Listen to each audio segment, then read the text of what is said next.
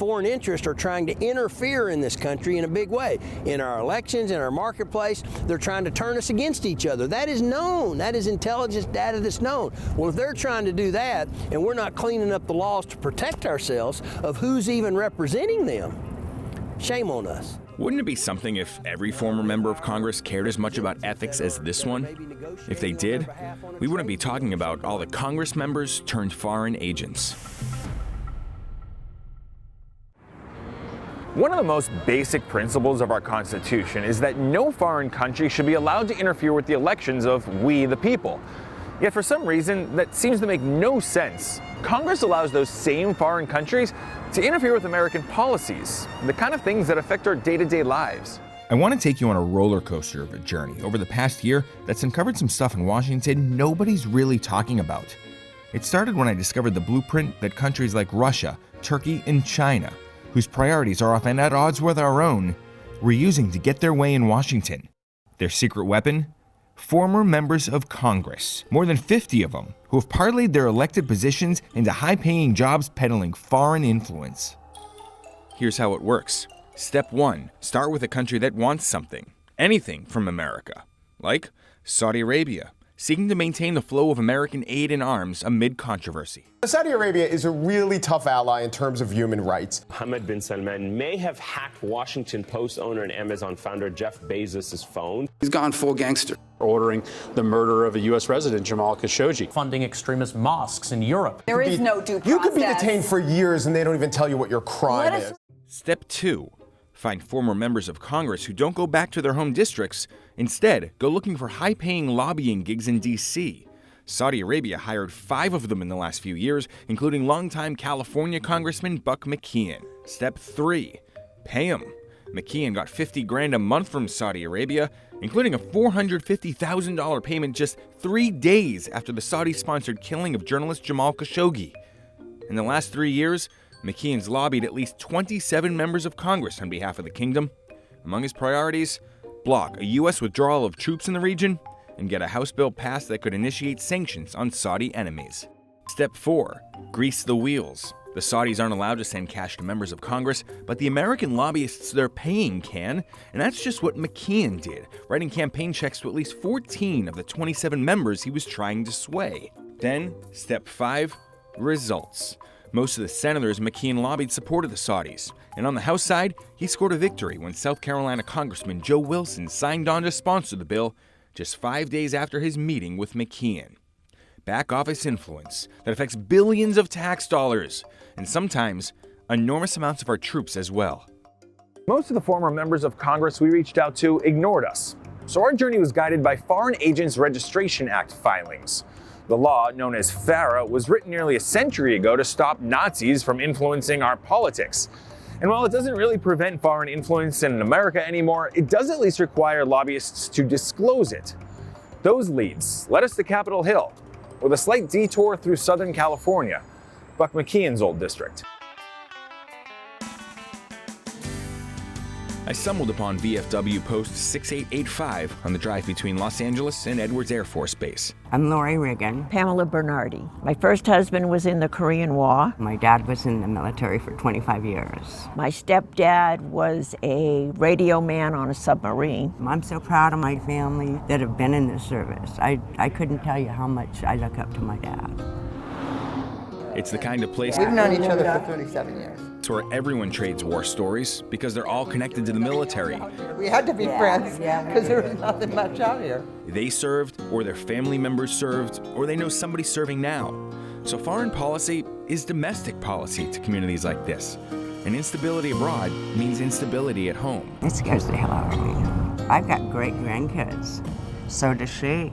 Yeah. And to think, what's the world going to be like? For more than 2 decades, this community trusted McKeon to look out for their interests. But when he left Congress in 2014, at age 76, he started a new career, working for foreign interests, including Saudi Arabia. And while some lobbyists put distance between themselves and the Crown Prince after Khashoggi's 2018 murder, not McKeon. He stayed close to the kingdom, accepting his biggest single check from the Saudis, nearly $500,000, just 3 days after the CIA says the Crown Prince ordered the killing of the American journalist. Why wasn't that prosecuted? It's totally legal in America. then somebody needs to change the laws. That would be Congress, who doesn't agree on much these days, except that they like being able to collect foreign paychecks after leaving office. In fact, we found plenty of Democrats and Republicans cashing in since 2015, including 5 lobbying for Saudi Arabia, 3 for Russian interests, and 5 for the Chinese. But no country has built an army of former Congress members like Turkey. In recent years, as it's grown closer to Russia and more distant from the U.S., the nation and groups linked to it have hired 12 former American lawmakers to influence policy in Congress and the White House and keep hundreds of millions of American dollars flowing their way. That includes former Florida Democrat Robert Wexler. He and his firm, owned by one of President Trump's top fundraisers, were retained after a Turkish national bank was caught allegedly laundering billions of dollars to Iran, a U.S. adversary. Wexler and his boss got meetings with members of Congress, the State Department, and White House on their behalf, part of a successful effort to stave off sanctions throughout 2018. They also defended Turkey during a time it was defying U.S. warnings on purchasing rockets from Russia. In 2019, the U.S. gave Turkey another gift, control of Syria, following the controversial withdrawal of American troops there. This is a brave new world, but we don't have the current statutes in the law to keep people from taking advantage of us. Former Tennessee Rep. Zach Wamp barely takes a breath when talking about the need for reform in D.C., including on the Foreign Agents Registration Act. You're representing a foreign interest with our government. Well, if it's not for a really good cause, it shouldn't be done. If it is for a really good cause, okay, here are the rules. All right, thanks, ladies. The former Republican leader now works as a consultant for D.C. nonprofit Issue 1.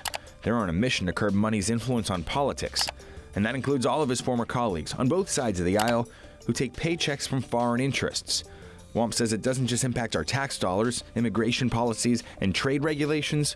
He also mentioned potential concerns about national security and espionage. It's sloppy, sloppy, sloppy. It's not our best self. The laws we have on the books today on lobbying and foreign lobbying. We have to redo it and update it in the modern era where we have these new threats. If they're going to play in our election space, then we got to make sure that they don't play with our representatives. There could be even more than those 50-plus former members collecting foreign paychecks, but it's impossible to know because enforcement of the Foreign Agents Registration Act has been so bad over the years. Watchdogs believe that many lobbyists just ignore it.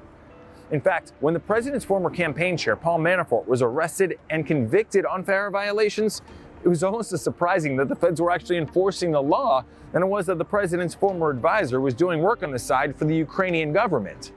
And when American lobbyists do disclose a foreign relationship, they aren't always the most forthcoming.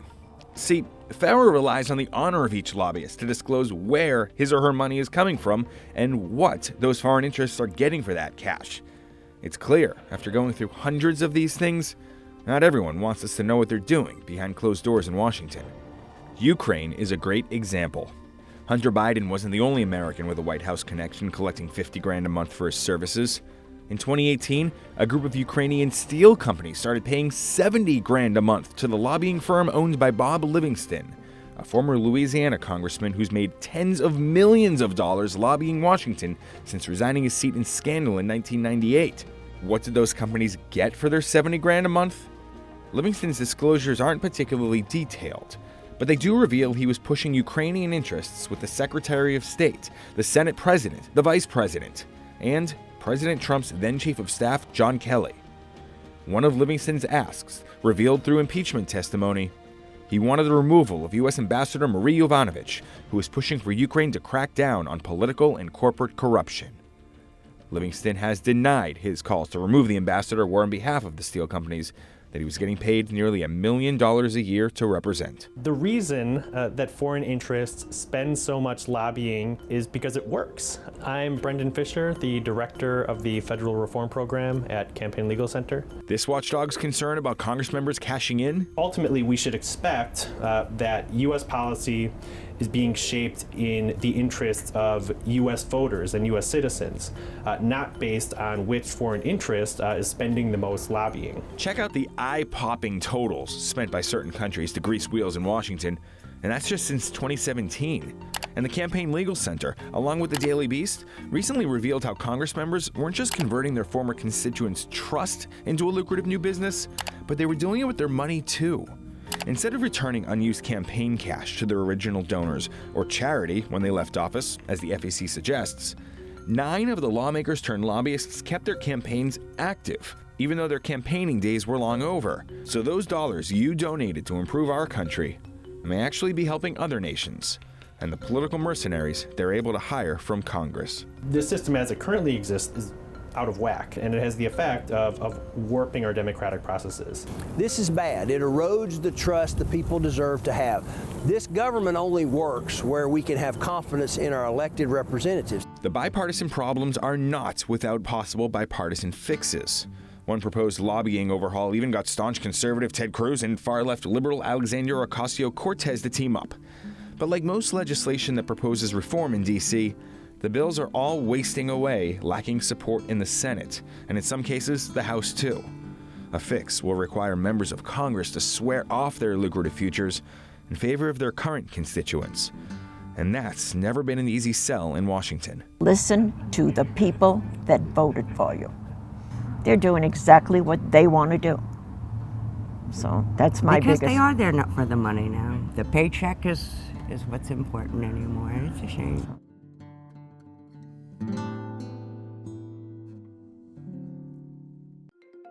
None of the former Congress members we mentioned in this story agreed to an interview, but some other former lawmakers turned foreign agents did, telling us they were genuinely proud to represent specific international issues and that fair disclosures ensure transparency. Still, the majority of the 50+ we identified ignored our outreach. Former Florida Congressman Connie Mack, who's represented Sri Lankan and Hungarian interests, wrote in an email, the only thing he'd like to add about his lobbying is that, quote, he's really good at it. Smiley face.